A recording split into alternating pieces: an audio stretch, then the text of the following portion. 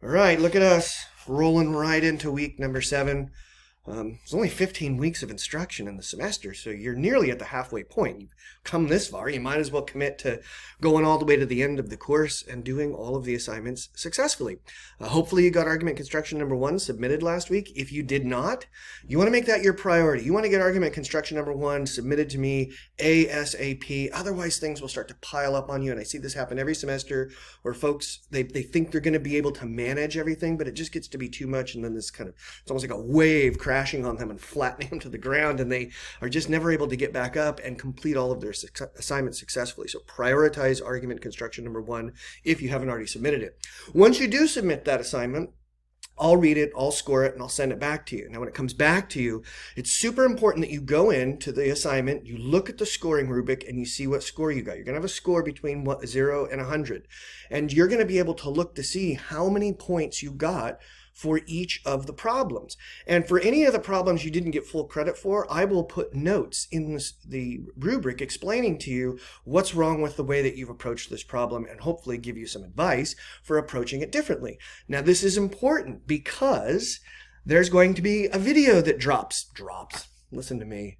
There's going to be a video announcement that comes your way either today or tomorrow that explains to you how to correct problems on the first argument construction assignment that you did not get full credit for and resubmit those for credit. So you can still get 100% on that assignment if you didn't get 100% on your first try. So you want to look for that video. You want to watch it. It's always really obvious to me when folks don't watch that video because I give you very specific instructions for how to turn in those revisions, okay? There'll also be an email that comes your way kind of reminding you of that video, those video instructions, and reminding you about the opportunity to revise and resubmit those argument construction problems that you did not get full credit for.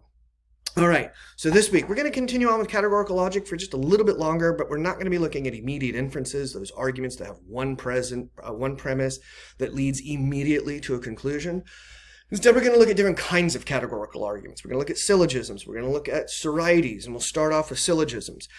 Syllogisms are just categorical arguments that have two premises, okay? So we're going to keep doing the same thing we've been doing with our A, E, I, O propositions, but we're going to add a premise to our arguments, and I think you're going to be surprised by how much more interesting and how much more meaningful the arguments we're going to make, the arguments we're going to evaluate are with just that one added premise, okay? And the arguments are going to be able to get much more complex with that additional premise, but just because the arguments are going to get more complex doesn't mean that the work we're doing going forward is more difficult than anything you've done so far. In fact, I think, personal opinion, what we've done so far, all that stuff out of Chapter 4, that is, I think, the hardest work of the course.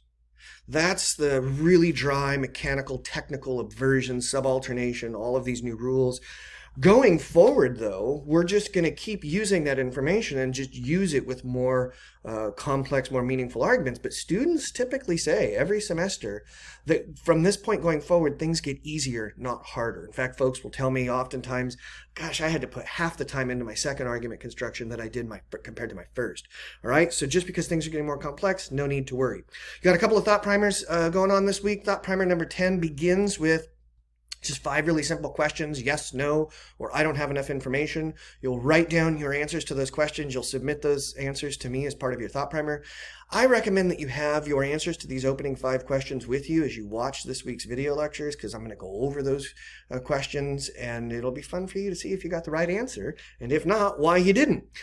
Your goal with thought primer number 10 is to walk away from it and be able to say to yourself, okay, I know what it means to talk about the form of a categorical syllogism.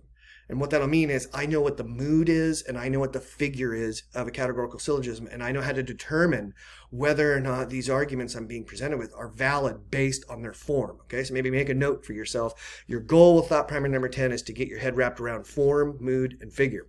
Thought primer number 11 brings back your old pal, the Venn diagram. But now we're going to add a third circle, so things are going to get super exciting.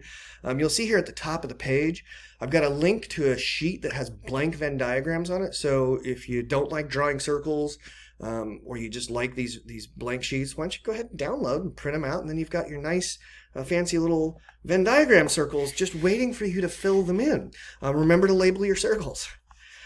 Remember this too. Remember what a Venn diagram is doing. Okay, a Venn diagram is giving you a visual representation of an argument when the premises are true. Remember, we never mark the conclusion in a Venn diagram. We're always marking the premises of the argument by either shading or using X's.